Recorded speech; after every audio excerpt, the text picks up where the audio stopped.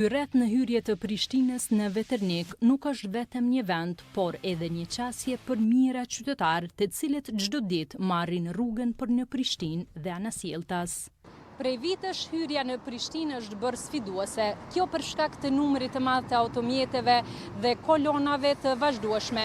Megjithatë, qytetarët prapa kamerave i gëzohen faktit se tashmë ky rreth ka përfunduar dhe se i njëjti pritet sipas tyre të lehtësoj sadopak qarkullimin në komunikacion. Eksperti i komunikacionit Lavdim Hamiti vlerëson se ky projekt do të ndikojë dukshëm edhe në sigurinë në rrugë.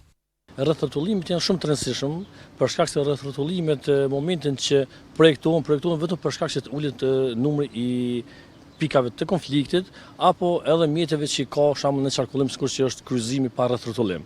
Për atë arsye bëhet rrethotullimet që të lehtësohet hyrja dhe dalja, dhe të bëhet normal me një kohë më shkurt, do të hyrja dhe dalja pa penguar, do thotë ndaj mjeteve tjera. Për këtë arsye edhe është projektimi i rrethotullimeve. Çdo kryqëzim, se edhe rrethotullim është kryqëzim.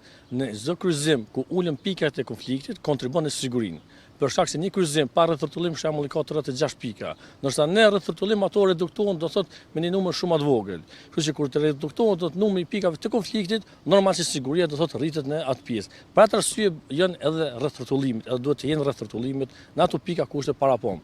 Vetëm që tek ne në Kosovë ende nuk ka filluar të bëhet një rrethotullim që quhet turbo rrethotullim. Ajo do thotë rrethotullimi më i mirë në kohë të sotme për shkak se nuk kemi pika konflikti dhe hyrjet dhe daljet në rrethotullim bëhen më shpejt dhe pa u atakuar, do thotë me mjetet e tjera.